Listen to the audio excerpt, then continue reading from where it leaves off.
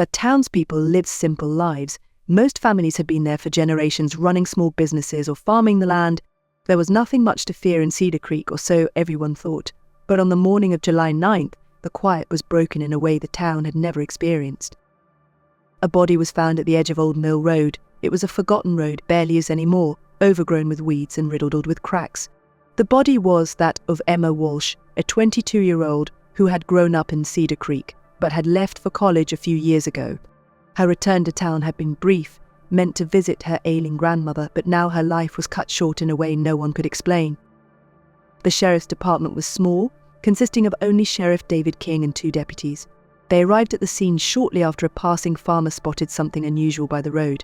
Emma's body lay face down in the tall grass, her clothes torn, her skin pale in the morning light. There were no obvious signs of struggle around her, no blood, no footprints, just an eerie stillness that hung over the crime scene like a fog. Sheriff King crouched by the body, examining the bruises on her neck and the faint marks on her wrists. Whoever had done this knew how to leave little evidence behind. The sheriff's mind raced with questions. Why had Emma been here? Who could have wanted her dead? Cedar Creek wasn't the kind of place for murder, but now that innocence had been shattered. As the deputies taped off the area and began their search for clues, the town slowly awakened to the news. Whispers spread through the diner, the grocery store, and the post office. People spoke of Emma's tragic end in hushed tones, avoiding eye contact, as if speaking it aloud might bring the terror closer to their own doorstep. Cedar Creek had its share of secrets, just like any small town. Most were harmless, the usual gossip that floated through the local diner or the general store. But in the days following Emma Walsh's murder, a darker undercurrent began to surface. The coroner's report confirmed what Sheriff King already suspected: Emma had been strangled. There were faint marks on her wrists and ankles indicating she had been restrained, but there were no other signs of a violent struggle. Whoever killed her had been careful, methodical even. The body had been placed by the road, almost as if they wanted it to be found. As the investigation deepened, Sheriff King began to look into Emma's past. She had been a quiet, well-liked girl, someone who rarely caused trouble. But her sudden return to Cedar Creek after years away seemed suspicious. She hadn't visited often after leaving for college, and her family had said little about why she came back this time. Some speculated it was for her grandmother's health, but others whispered that there was more to the story. As the sheriff combed through Emma's recent activities, strange details began to emerge. In the week before her death, she had been seen meeting with a few people in town, individuals with whom she had no known connection. One of them was a local farmer named Hank Dalton, a man with a checkered past and a reputation for keeping to himself. Another was Jun Harrow, the town librarian, who had been acting oddly distant ever since Emma's body was discovered. It wasn't long before the focus of the investigation shifted to the vast cornfields that stretched beyond Cedar Creek. Sheriff King had grown up in these fields, knowing every path and hidden trail. But now, they seemed different, menacing in the light of the recent events. There were places in the fields where the corn grew so tall and thick that even in broad daylight, it felt like a labyrinth. It would be easy for someone to hide there. With each passing day, the unease in town grew. People locked their doors earlier, avoided walking alone at night, and watched their neighbours with suspicion. What had once been a close-knit community was now unravelling at the seams, the weight of the unsolved murder pressing down on everyone. Sheriff King knew time was running out. If he didn't find Emma's killer soon, Cedar Creek might never recover from the fear that now gripped its heart. So the investigation into Emma Walsh's murder continued to uncover unsettling truths about Cedar Creek. Sheriff King spent long hours piecing together the fragments of Emma's last days, but the puzzle was far from complete. The leads were scant, and the townspeople, once open and friendly, had grown guarded. A pervasive sense of mistrust had settled over Cedar Creek like a storm cloud. One name kept surfacing in the course of his investigation: Hank Dalton. The local farmer had always been a bit of a recluse, a man who preferred the solitude of his fields to the company of others. He lived on the outskirts of town in a decaying farmhouse that hadn't seen a coat of fresh paint in years. Sheriff King had never had reason to suspect Hank of anything criminal before, but something about his recent interactions with Emma didn't sit right. So Sheriff paid Hank a visit, hoping to clear up some questions. Driving down the long dirt road that led to Dalton's property, King's truck rattled and groaned as the tires bounced over potholes. The fields surrounding Hank's land stretched for miles in every direction, the tall corn stalks weighing in the breeze, whispering secrets that no one could hear. Hank wasn't happy to see the sheriff. He answered the door reluctantly, his eyes bloodshot, his face unshaven. Sheriff King noted the unease in Hank's demeanor, the way his eyes darted away when Emma's name came up. According to Hank, Emma had approached him about something personal, something she needed help with, but he refused to elaborate. He claimed he didn't know why she'd been on Old Mill Road that night, though his hesitation was impossible to ignore. Sheriff King left the property feeling that Hank was hiding something, but there wasn't enough evidence to push harder just yet. The following morning, a new development came to light. Emma's car was found abandoned on the outskirts of town, near an old gravel pit. Inside, the deputies found her cell phone, which had been wiped clean, the SIM card missing. This wasn't a random act of violence. Whoever had killed Emma had taken great care to cover their tracks. Sheriff King, now facing growing pressure from the town, began to focus his attention on a small group of individuals who had been closest to Emma in her final days. Hank Dalton remained a prime suspect, but there was also Jun Harrow, the librarian who had once been close to Emma's family, but had since grown distant. June had been acting strangely ever since Emma's body was discovered, avoiding questions and keeping her head down. The town was growing restless, the once quiet streets now filled with whispered rumors and uneasy glances. People were locking their doors before sundown, and parents kept their children close.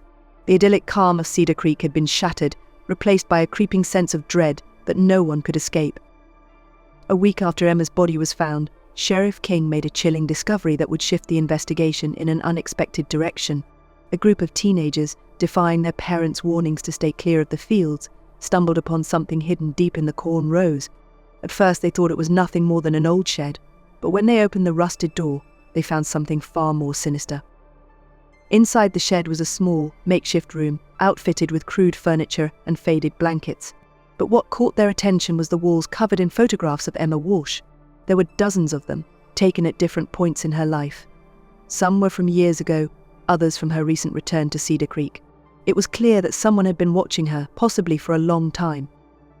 The teenagers reported the discovery to the sheriff, and King immediately cordoned off the area.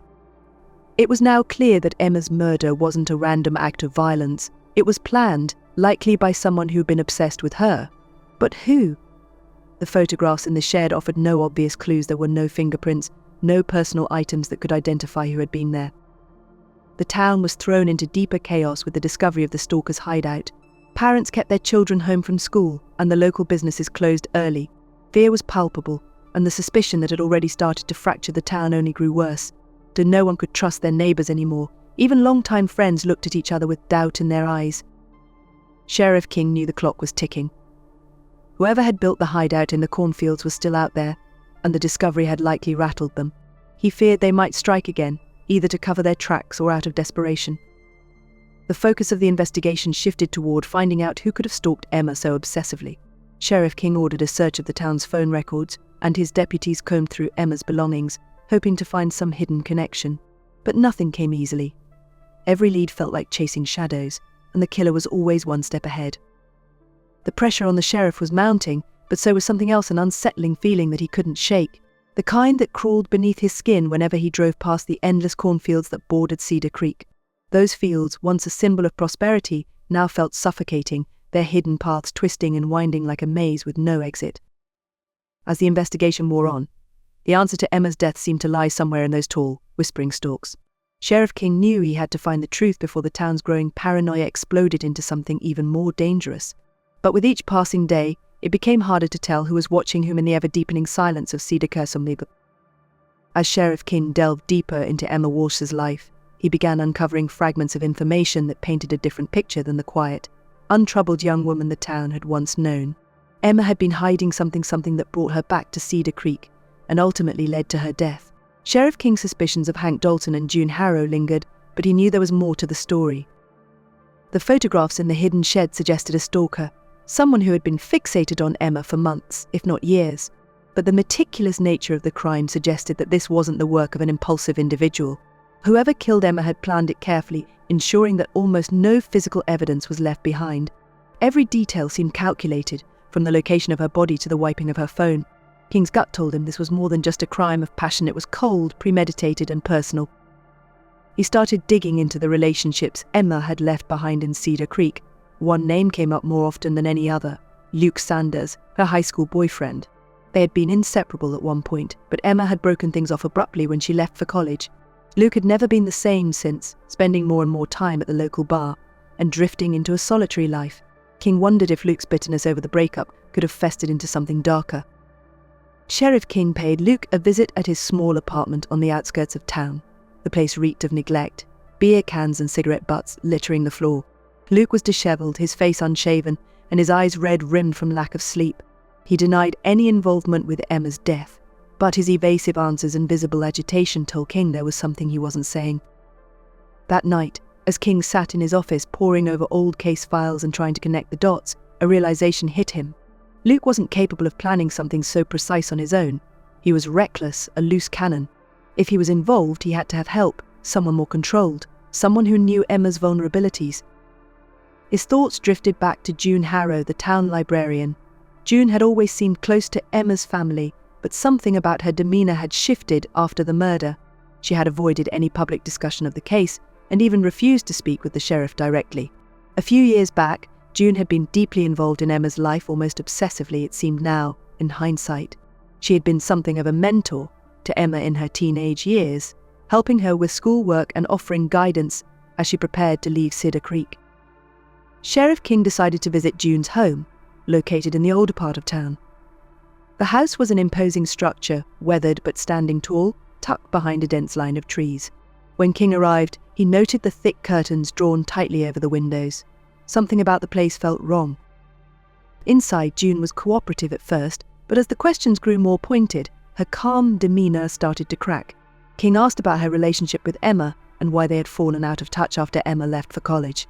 Jun grew defensive, claiming Emma had become distant on her own. Her hands trembled slightly as she spoke. There was something buried in Jun's reaction, something that suggested more than just a rift between them. Sheriff King left the house with more questions than answers, but he was certain of one thing: Jun Harrow knew more than she was letting on. 2 weeks after Emma Walsh's murder, Cedar Creek was barely recognizable. Fear and suspicion had consumed the town, driving wedges between neighbors who once trusted each other implicitly. Families isolated themselves, and every conversation was tinged with anxiety. The investigation had dragged on with little progress, and the town's patience was wearing thin. Sheriff King spent his nights in the sheriff's office, reviewing the evidence, his mind circling back to the same nagging questions: who had built the shed in the cornfields? And how had they been able to stalk Emma for so long without anyone noticing? The town was small, with few secrets, or so it had always seemed. But now, it was clear that darker things had been festering beneath the surface. Late one evening, as he sifted through the stack of documents from the phone company, something caught King's eye. A pattern in the call logs: Emma had made several phone calls to a number with no name attached, the last one on the night she died. King traced the number to a disposable phone, but something about the timing stood out. It was as if Emma had been reaching out to someone in desperation, someone she thought could help her. But who? And why hadn't this person come forward after her death? Determined to follow this lead, King revisited the scene where Emma's body had been found. The section of Old Mill Road where her lifeless form had lain still had an eerie atmosphere, despite the passage of time. The tall grass swayed in the wind, and the crumbling remains of the old mill loomed in the distance like a forgotten ghost. As King walked the perimeter of the area, his flashlight caught something: a faint, almost invisible path leading deeper into the woods beyond the cornfields. It was narrow, overgrown with weeds, and looked as though it hadn't been used in years. But as King followed it, he noticed subtle signs of recent activity: broken twigs, a scrap of fabric caught on a branch. The path wound its way through the woods, eventually leading to the backside of the cornfields where the Stalker's Shed had been discovered. It was hidden so well that even the search parties had missed it before. Whoever had created this path had been using it for years, moving in and out of the woods and fields without being seen. King's heart raced as he pushed further into the corn, the oppressive height of the stalks closing in around him. The sense of isolation was overwhelming. For the first time, he understood how easy it would have been for someone to disappear out here, to stalk and watch without ever being noticed. Sheriff King felt a chill creep up his spine as he ventured deeper into the cornfields, the narrow path barely visible in the moonlight. The air was thick with the earthy scent of damp soil and corn husks, and every rustle of the stalks around him sounded like a whisper. The isolation was suffocating, the rows of corn pressing in on him, blocking out the world beyond. Whoever had built this path had known exactly what they were doing, creating a hidden passage that could be used in secret, away from prying eyes. As he reached the clearing where the shed stood, the scene looked more sinister than it had during the day. The ramshackle structure loomed ahead, its door hanging slightly open, creaking softly in the breeze. King's flashlight beam danced over the walls, still covered in those unsettling photographs of Emma Walsh. Each one felt like a glimpse into the mind of someone consumed by obsession, but now, standing in the middle of the corn at night, it all felt even darker. This was no ordinary stalker, this was a predator. King stepped inside the shed, his eyes scanning for anything they might have missed in the earlier searches. His boots crunched on the dirt floor as he carefully inspected the crude furnishings: a small table, an old mattress, and a stack of yellowed papers in the corner. On closer inspection, the papers appeared to be journals, filled with handwritten notes, sketches, and disturbing entries about Emma's daily life. Whoever had written these had been following her for years. The details were meticulous, chronicling her every move, her relationships, her visits back to Cedar Creek, and, most recently, her return for her grandmother's illness. As King flipped through the pages, a timeline began to emerge. The stalker had known Emma's routines even before she'd returned to town, watching her from afar, waiting for the right moment. The entries became more erratic as her visit grew closer. There were repeated mentions of Old Mill Road, the abandoned road where her body had been found, as if it held some significance. One entry, dated just a few days before her murder, caught King's attention. "She doesn't know I've been waiting. Soon she'll understand why I had to bring her back. She's been gone too long. Cedar Creek is where she belongs." The sheriff's pulse quickened. This wasn't just about obsession, there was a motive behind the stalking. Emma hadn't simply been a random victim. Her return to Cedar Creek had triggered something that had driven her killer to act. Suddenly, the stillness of the night was broken by a distant sound: footsteps crunching through the corn. King froze, his breath catching in his throat. Someone was out there, moving closer. He quickly killed his flashlight and crouched low, straining to hear over the rustling stalks. The footsteps grew louder, more deliberate, and then stopped, just outside the shed. The sheriff's heart pounded in his chest. He waited in the suffocating darkness, gripping his flashlight like a weapon, the silence pressing down on him. Minutes passed, but the footsteps didn't return. Slowly, cautiously, he peered out of the shed, scanning the fields for any sign of movement. But the corn was still now, and whoever had been there was gone. King knew he was getting too close. The killer had been watching, perhaps even from the corn itself, but they'd retreated before making themselves known. The thought gnawed at him as he made his way back through the field, his mind racing with the realization that this was far from over. The next morning, Sheriff King returned to Cedar Creek, haunted by the eerie events in the cornfield. The journal he had found was now in evidence, its contents combed through for any clues that might lead to Emma's killer. The entries were full of twisted logic, obsession, and a clear fixation on control. Whoever wrote them believed Emma belonged to Cedar Creek, that she had no right to leave and pursue a life elsewhere. Her return was seen as a second chance, one the killer couldn't let slip away. The town, meanwhile, was on the brink of unraveling. News of the stalker's hideout had spread quickly, and fear gripped every corner of Cedar Creek. So parents kept their children inside, people avoided the cornfields entirely, and rumors began to swirl about who might be responsible. Hank Dalton's name came up often. His reclusive behavior made him a natural suspect in the eyes of the locals. But King knew there was no hard evidence tying Hank to the crime, and the idea of vigilante justice weighed heavily on his mind. The town was looking for someone to blame, and that blame could explode in dangerous ways. As the sheriff sat at his desk, poring over latest reports, a thought struck him: there had to be more to Emma's return. She hadn't just come back for her grandmother. There was something else, something she had been trying to resolve before she was killed. King pulled Emma's phone records again, this time focusing on the days leading up to her death. One particular number, a local Cedar Creek line, appeared several times. It belonged to June Harrow. While June had claimed to have no recent contact with Emma, these records told a different story. The calls were short but frequent, all leading up to the night Emma was killed. The sheriff felt the pieces starting to fall into place. June had always been close to Emma, but the way she had distanced herself after the murder seemed too calculated. What if Emma had reached out to her, not just as an old family friend, but for something deeper? What if June knew more about why Emma had returned? With a sense of urgency, King decided to visit June Harrow again, this time armed with the phone records and the growing suspicion that she wasn't just a bystander in this tragedy.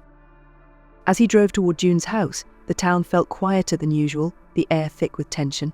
Cedar Creek, once a peaceful haven, was now a place of suspicion and fear. King knew that if he didn't solve this case soon, the town might turn on itself in search of justice. The killer was still out there, watching, waiting, and King had the sinking feeling that time was running out. Sheriff King arrived at June Harrow's house just as the afternoon sun began to dip behind the trees, casting long shadows over the quiet street. Her house looked as imposing as ever, its windows dark, curtains drawn tight. King's mind raced as he walked up the porch steps. He knocked hard on the door, the sound echoing in the stillness of the evening. No answer. He knocked again, louder this time, but the same silence greeted him. King's instincts told him something was off. He reached for the doorknob, half expecting it to be locked, but to his surprise, it turned easily. The door creaked open, revealing the dim interior of the house. Stepping inside, King called out for June, his voice bouncing off the walls. No response. The air inside was thick, stale. As he moved deeper into the house, his boots creaked against the old hardwood floors, his flashlight illuminating the dust that swirled in the beam. The living room was cluttered with books and old photographs, most of them of Emma during her childhood, smiling with her family. The sight of the pictures unnerved King. June had clearly kept a close connection to Emma even after she'd left Cedar Creek, but it was the growing sense of isolation in the house that bothered him more. It was as if time had stopped here, as if the walls held onto secrets too long kept. King moved toward the back of the house, where June's office was located. He pushed the door open, and his breath caught in his throat. The room was meticulously organized, but the desk was covered in papers, letters, notebooks, and more photographs. King's eyes were drawn to a large corkboard on the wall. It was filled with clippings about Emma's life, her achievements, her college enrollment, her brief visits back to town. Every detail of Emma's life had been catalogued by June, just like in the journal he had found in the shed. Suddenly, the truth hit him. June had been watching Emma, obsessively, just like the stalker in the cornfields. But why? What had driven her to this fixation? King rifled through the papers on the desk, searching for anything that might explain June's connection to the case. Beneath a stack of notebooks, he found something that chilled him to the core, an old letter from Emma, addressed to June. The handwriting was shaky, the words desperate. June, I know what you did. You can't hide it forever. I'm coming back to Cedar Creek, and when I do, the truth will come out. Sheriff King's mind raced. What had Emma uncovered? What secret had June been hiding that drove her to kill? King's thoughts spiraled as he pieced together the fragments of the case. Emma had come back to town for more than just a family visit. She had discovered something about June, something dangerous, and June had gone to great lengths to cover it up. As King turned to leave the office, the sound of a floorboard creaking behind him stopped him cold. He spun around, hand instinctively going to his holster, but before he could react, a figure lunged from the shadows. King stumbled backward, his flashlight clattering to the floor, the beam spinning wildly around the room. In the chaos, he caught a glimpse of June Harrow, her face twisted with a mix of fear and rage. She held something in her hand, something sharp. The blade glinted in the dim light as she advanced on King, her eyes wild. You don't understand, she hissed. I had no choice. King managed to draw his gun, leveling it at her as he struggled to find his balance. Drop it, June, he said, his voice steady despite the adrenaline surging through him. You don't want to do this? For a moment, June hesitated, her hand shaking as she clutched the knife. Her eyes flickered with a desperate kind of madness. Then, slowly, she dropped the blade to the floor, her shoulders sagging with defeat. King cuffed her, his heart still pounding. As he led her out of the house, the weight of the truth pressed down on him. June had killed Emma, had stalked her, manipulated her. And when Emma had returned to confront her, June had silenced her to protect her secret. What was the secret that had driven her to such madness? The next morning, Cedar Creek awoke to the news that June Harrow had been arrested for Emma Walsh's murder. The town was in shock. June had been a pillar of the community for years, trusted by everyone, especially Emma's family. But behind that facade, she had been harboring dark secrets that no one had seen. As Sheriff King interrogated June, the story finally came together. Years ago, when Emma was just a teenager, June had grown uncomfortably close to her, becoming more than just a family friend or mentor. It had been an unhealthy, obsessive relationship, one that Emma had tried to distance herself from as she grew older. When Emma left Cedar Creek for college, June felt abandoned, betrayed even, and her obsession deepened. She began watching Emma from afar, tracking her movements, collecting pieces of her life. When Emma returned to Cedar Creek that summer, she had uncovered something that pushed her to confront June, something from the past that June had tried to bury. In a moment of panic and fear, June had lured Emma to Old Mill Road under the guise of meeting her to talk. But when Emma threatened to expose her, June snapped. She strangled Emma and staged the scene, hoping it would look like a random crime. She never expected the investigation to uncover her hidden obsession. The journals in the shed had been hers, a testament to her years of stalking. The shed itself was a place she used to watch Emma in secret when she visited Cedar Creek. The path in the cornfields had been her route, her hidden trail to keep an eye on Emma's life, to maintain control over her. As the full truth came to light, the town of Cedar Creek was left reeling. The realization that someone they had trusted could commit such a heinous crime was too much for many to bear. The close-knit community fractured further, the once peaceful streets now filled with an uneasy silence. Sheriff King stood by the edge of the cornfields, looking out at the swaying stalks that had hidden so many dark secrets. The case had been solved, but the scars it left on Cedar Creek would linger for years to come. The town had changed, and so had King. He knew that even in the quietest places, darkness could take root and fester, growing in the shadows, waiting to be uncovered.